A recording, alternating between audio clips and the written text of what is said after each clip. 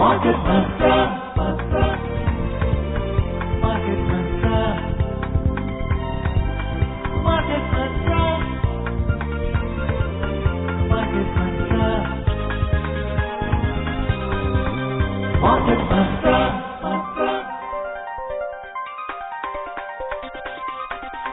Market Mantra. Welcome to this edition of Market Mantra, in which we give you a complete update on the economic, business and stock market news of the day. I'm Thottan. With me is my co-anchor in Hindi, Sonu Sood. धन्यवाद Paul. नमस्कार श्रोताओं, market मंत्र में आपका स्वागत है। रोज की तरह आज भी हम देश और दुनिया से आर्थिक, व्यापारिक और शेयर बाजार के ताजा समाचार आप तक लाएंगे।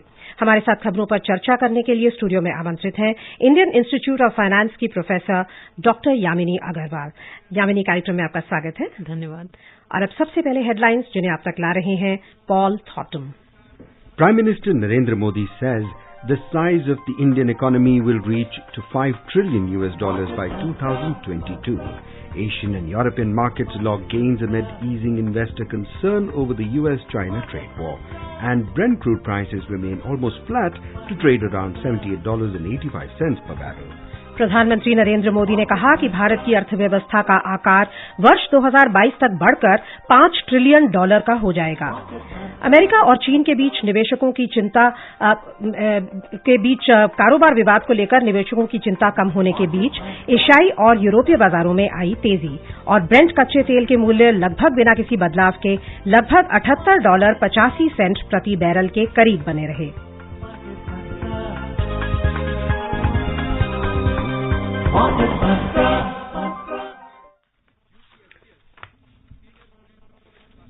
Prime Minister Narendra Modi today said the size of the Indian economy will double to $5 trillion by 2022, with manufacturing and agriculture contributing $1 trillion each. Speaking at the foundation-laying ceremony of the Indian International Convention and Expo Centre (IICC) at Dwarka in New Delhi today, Mr. Modi said Indian economy will grow at over 8% rate, with massive employment generation being seen in IT and retail sectors. He said macroeconomic fundamentals of the economy are strong. According to an official release, the facilities provided at the centre will be on par with the best in the world in size and quality, offering setting for international and national events, meetings, conferences, exhibitions and trade shows. क्या कहेंगी आप, जो ये प्रधानमंत्री ने आज बात कही है कि 2022 तक $5 ट्रिलियन की हो जाएगी हमारी इकोनॉमी, और जिसका आधार होगा 8% से अधिक की जीडीपी ग्रोथ रेट, जो हम ऑलरेडी अचीव कर चुके हैं। पिछले क्वार्टर की जो हमारे पास फिगर्स हैं 8.2%, ये मेंटेन रहे, ये बढ़ती रहे। इसके लिए आपको क्या लगता है कौन कौन सी चीजों पर ध्यान देना जरूरी होगा?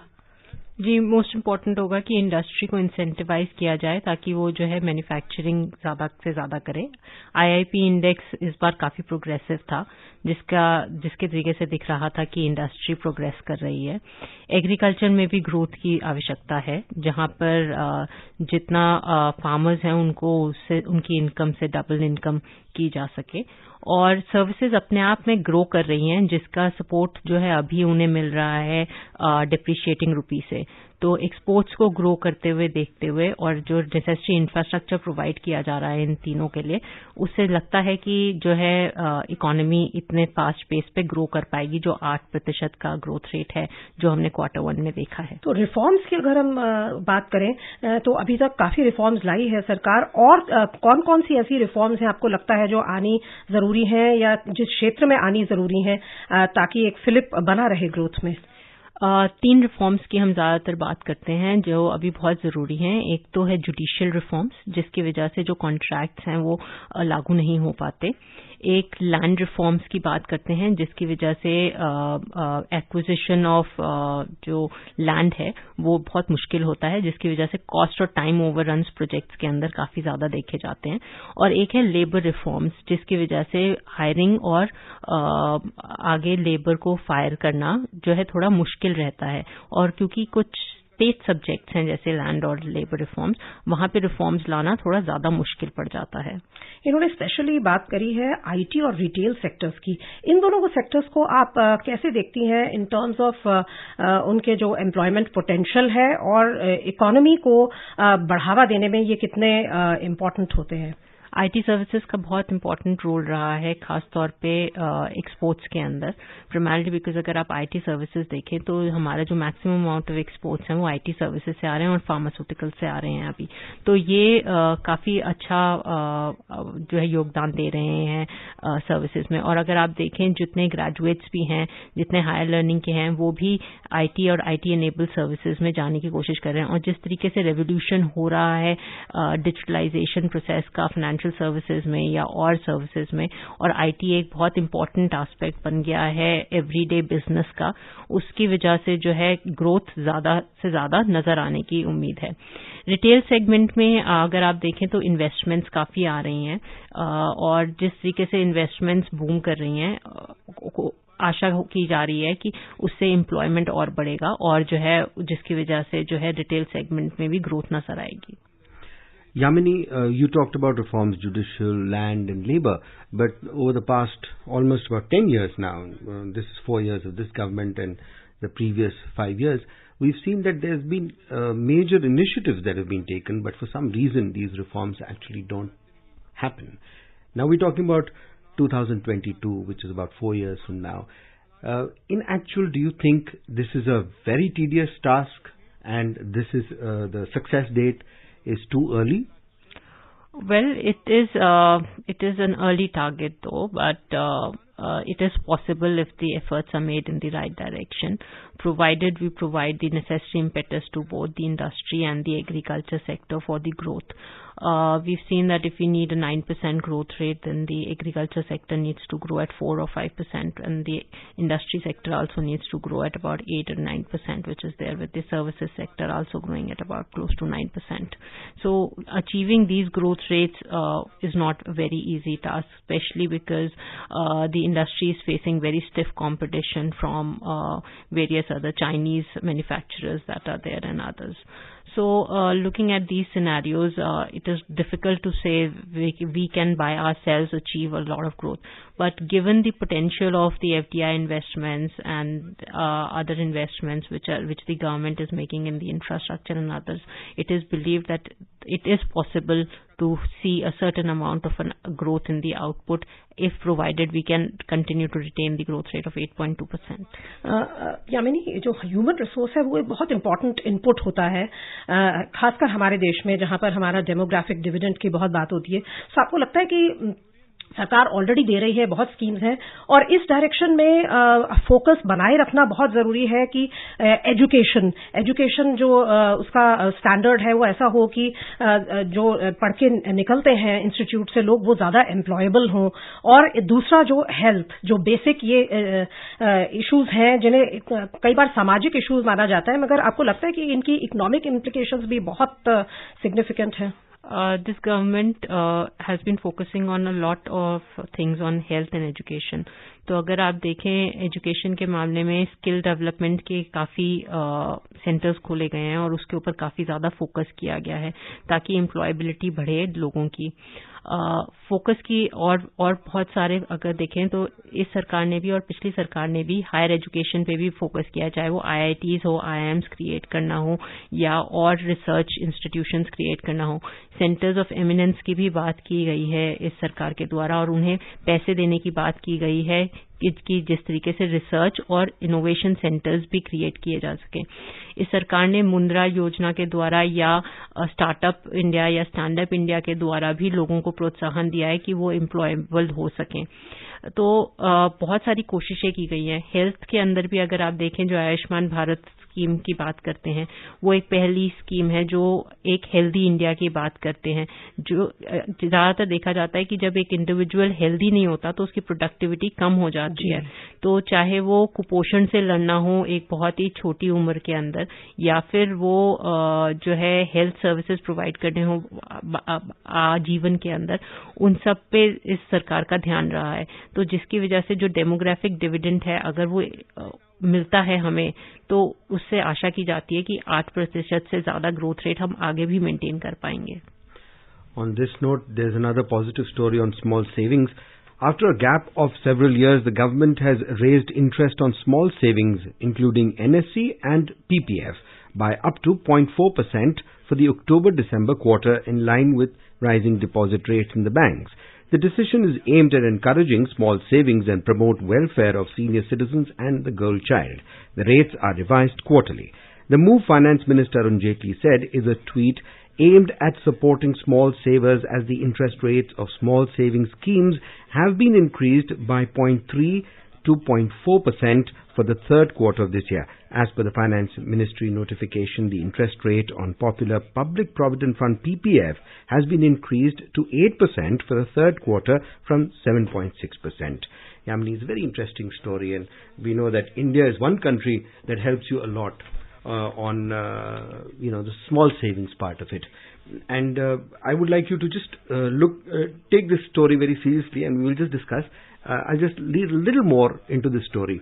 The interest rate on PPF deposits was as high as 8.8% on April 1, 2012. Since then, it declined gradually. PPF deposits are exempt from income tax. Kisan Vikas Patra, KVP, will now yield interest rates of 7.7% as against 7.3% earlier. Now, with hike of 0.4% hike in interest rate, deposits in the form of KVP will mature in 112 months compared to 118 earlier. The Girl Child Savings Scheme Sukanya Samriddhi account will earn higher interest rates of 8.5% rate, 0.4% more than the current rate. Very interesting. There's a lot of impetus given here in small savings, especially for the girl child and the Kisan Vikas Patra, which is, it is actually taken in hordes. People really invest in this. How do you see this as far as the economy is concerned when you start increasing the interest rates on small savings? Yes, for a savings person who's saving it is very good.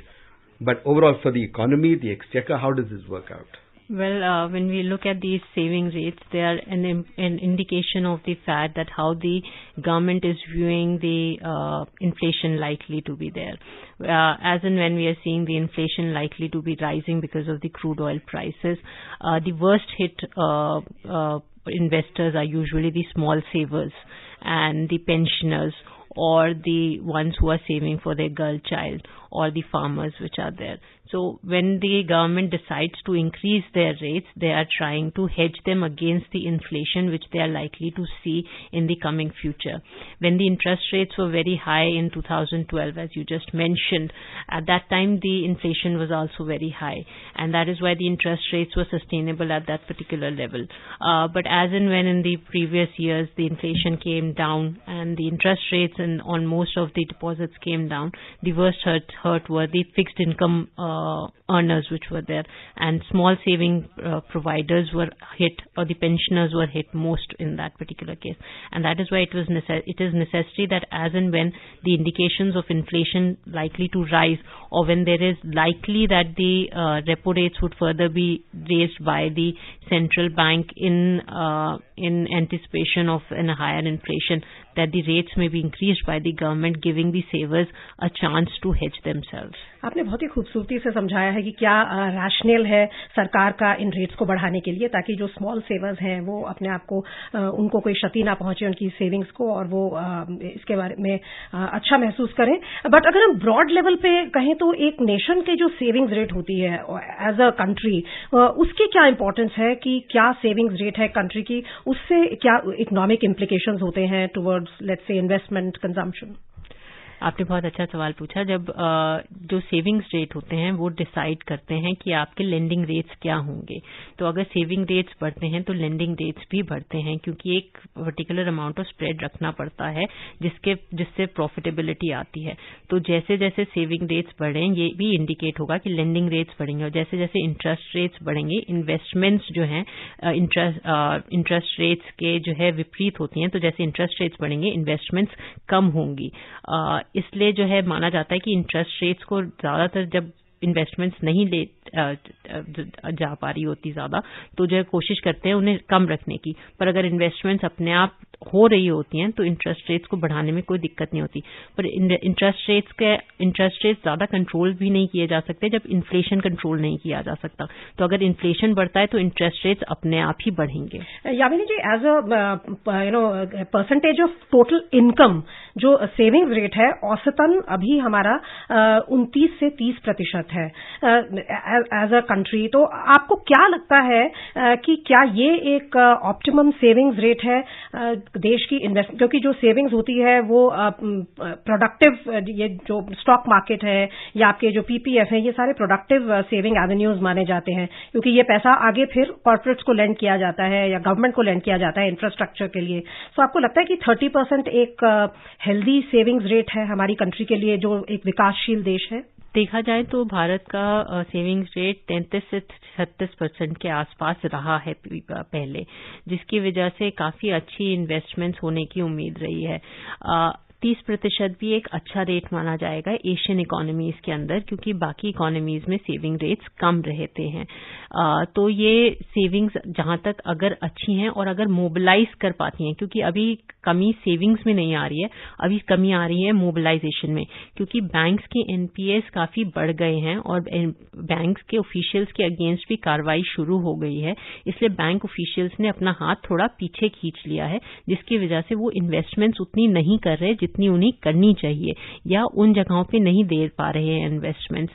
इसलिए savings तो अभी अच्छी हैं, पर क्योंकि जो है banks की माली हालत इतनी अच्छी नहीं है, इसलिए वो जो है इन्वेस्टमेंट्स पे इतना ज्यादा जोर नहीं डाल पा रहे हैं, क्योंकि वो ओवर कॉशियस है एनपीएस को देख करके।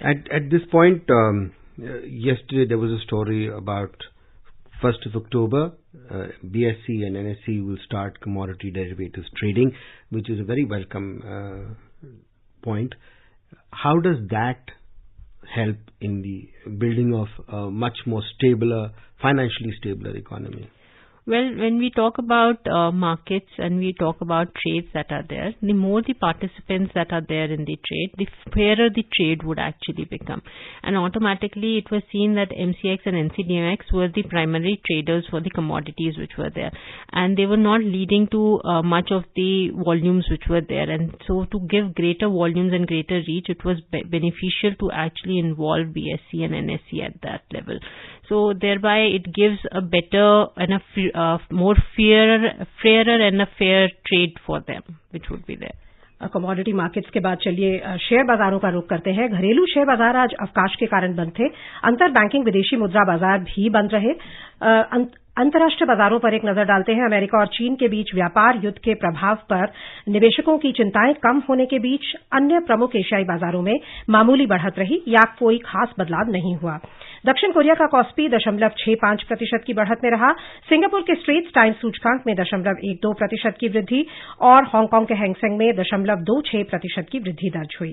जापान का निकेई सूचकांक लगभग स्थिर रहा, जबकि चीन का शंघाई कॉम्पोजिट सूचकांक 0.06% की मामूली गिरावट पर बंद हुआ। यूरोपीय क्षेत्र की बात करें तो दिन के कारोबार में ताजा समाचार मिलने तक सभी प्रमुख यूरोपीय बाजारों में तेजी का रुख था। लंदन का फुटसी 0.19% के फायदे पर था। फ्रांस का कैक 0.73% के उछाल पर और जर्मनी का डैक्स 0.51% की वृद्धि पर था।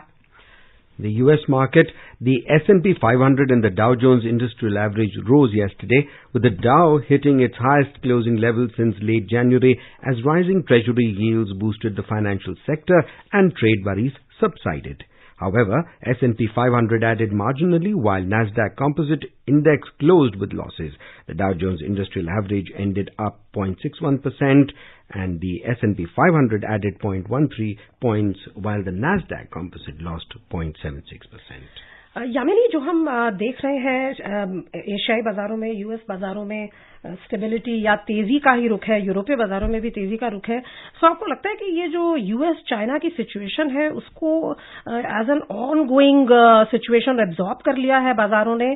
क्या अभी स्थिति है? क्योंकि अमेरिका ने तो अपने जो $200 बिलियन पर लगाने की बात भी अब कह दी है एडिशनल यूएस चाइना के गुड्स पर, और चाइना ने भी अभी ऐसा कोई इंडिकेशन नहीं दिया है कि जो यूएस चाहती है, या तो एक तो आप हमें ये समझाएं कि यूएस एग्जैक्टली चाहती क्या है चाइना से?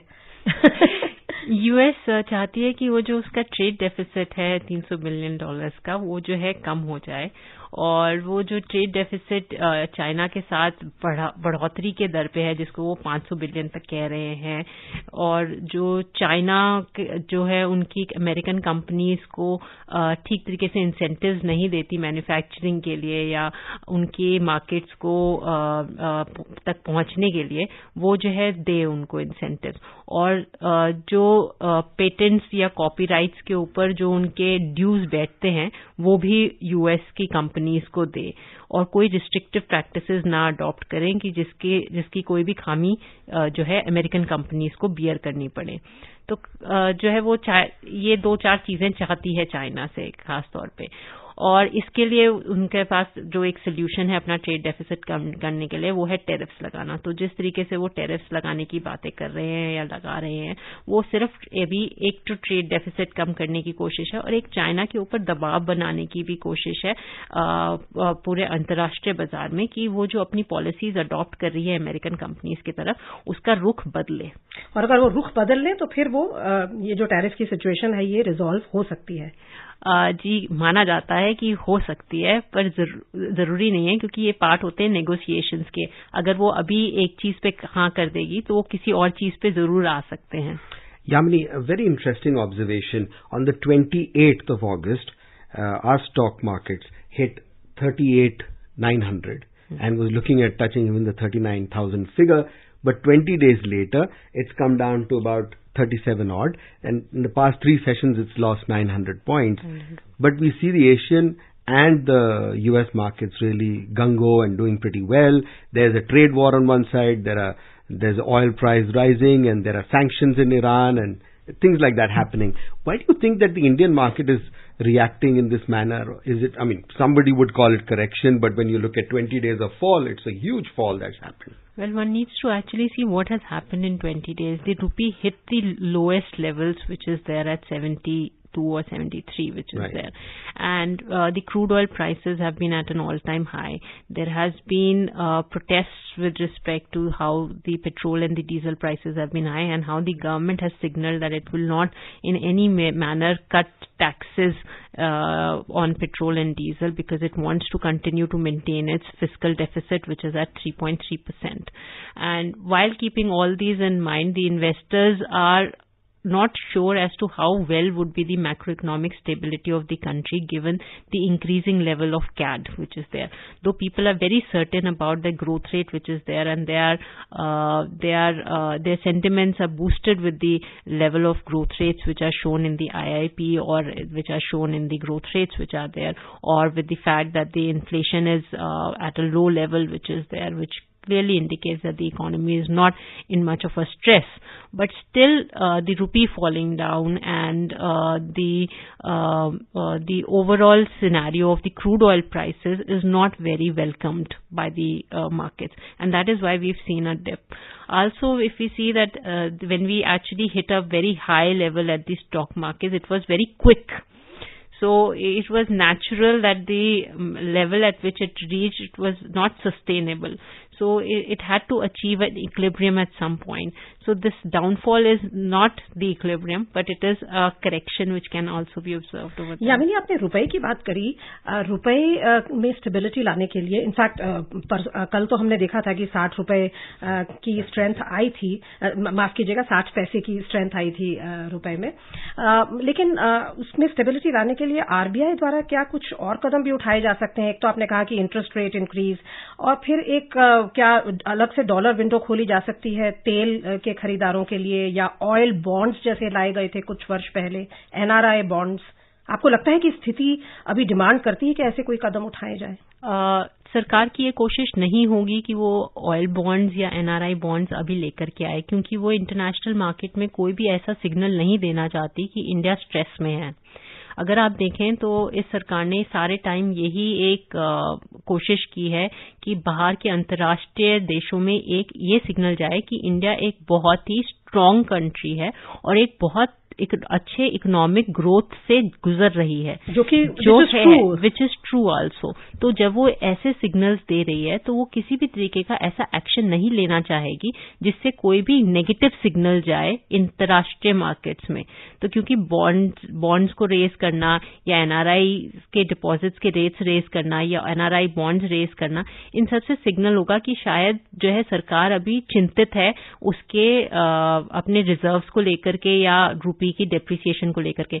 रूपी डेप्रिसिएशन सरकार ये भी चाहेगी कि हो, ताकि जो है कैड अपने आप संभल जाए, उसको जो है किसी को संभालने की जरूरत ना पड़े, जिसे हम जे कर्व इफेक्ट कहते हैं इकोनॉमिक्स के अंदर।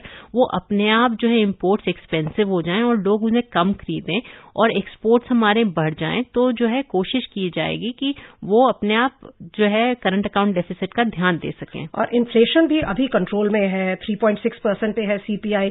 सो इन्फ्लेशन जो कंट्रोल में है वो ज्यादातर एक तो आपकी अच्छी फूड प्रोडक्शन हुई है, तो 285 मिलियन टन्स की आपकी जो फूड प्रोडक्शन हुई है और आपके जो फूड इन्फ्लेशन है वो लो लेवल पर है। पर क्योंकि क्रूड ऑयल प्राइसेस बढ़ रहे हैं, इसलिए इन्फ्लेशन ये मानना कि ये लो लेवल पे रहेगा ऐसा नहीं है, ये बढ़ेगा।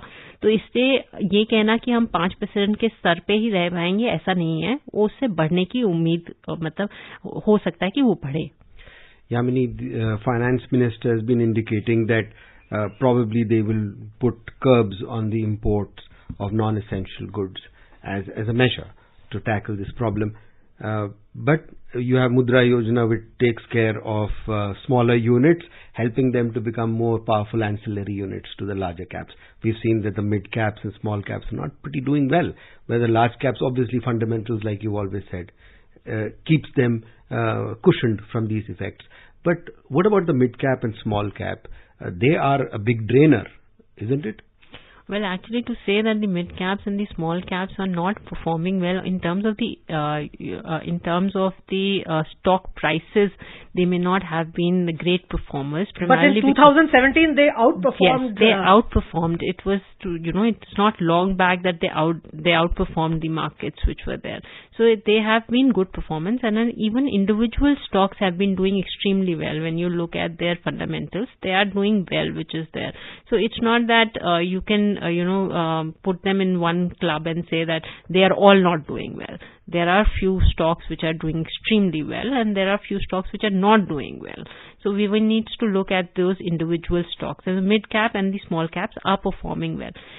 There has been effect of GST and demonetization on the mid cap and the small cap companies, because a lot of dealings also takes place in cash transactions which might be there, which have been affected by this move of the government.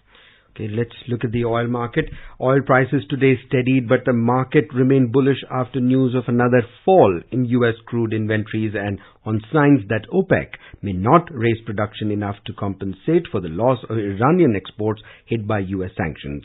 Brent crude prices in intraday trade today were trading around $78.85 per barrel, while WTI prices were at around $70.90 when reports last came in. और अब सराफा बाजार। दिल्ली सराफा बाजार में सोना 10 रुपए सस्ता होकर 31,650 रुपए प्रति 10 ग्राम पर आ गया। कमजोर वैश्विक रुख के बीच स्थानीय आभूषण निर्माताओं की मांग कमजोर रही। हालांकि चांदी की मांग औद्योगिक इकाइयों और सिक्के बनाने वालों में बढ़ जाने से चांदी 100 रुपए महंगी होकर 38,100 रुपए प्रति किलो पर जा पहुंची। कारोबारियों का कहना था कि मौजूदा मूल्यों पर घरेलू स्पॉट बाजार में स्थानीय आभूषण निर्माताओं और खुदरा व्यापारियों की मांग कम हो जाने और वैश्विक संकेत कमजोर रहने का दबाव सोने की घरेलू कीमतों पर पड़ा। अंतर्राष्ट्रीय स्तर पर सिंगापुर के बाजार में सोना 0.07% की गिरावट से $1,202.80 प्रति आउंस और चांदी 0.04% की गिरावट से $14.22 प्रति आउंस दर्ज हुई। ब्रीफली बताएंगी कि आप सोने और चांदी का क्या प्रॉस्पेक्ट देखती हैं आगे? फेस्टिव सीजन है, अक्टूबर, नवंबर, दिसंबर में मैरिजेस सीजन है और जो है फेस्टिव सीजन है, जिसकी वजह से मांग बढ़ने की उम्मीद है और इंपोर्ट्स ऑफ गोल्ड भी बढ़ेंगे। बहुत बहुत धन्यवाद आपका यामिनी, आज की कार्यक्रम में शामिल होने के लिए और हमें ये सब बहुमूल्य जानकारी देने के लिए। धन्यवाद। Thank you, Yamini. Before we close, a reminder of the headlines. Prime Minister Narendra Modi says the size of the Indian economy will reach to $5 trillion by 2022. Asian and European markets log gains amid easing investor concerns over the US-China trade war, and Brent crude prices remain almost flat to trade around $78.85 per barrel. And that's it in this edition of Market Mantra. For now, goodbye.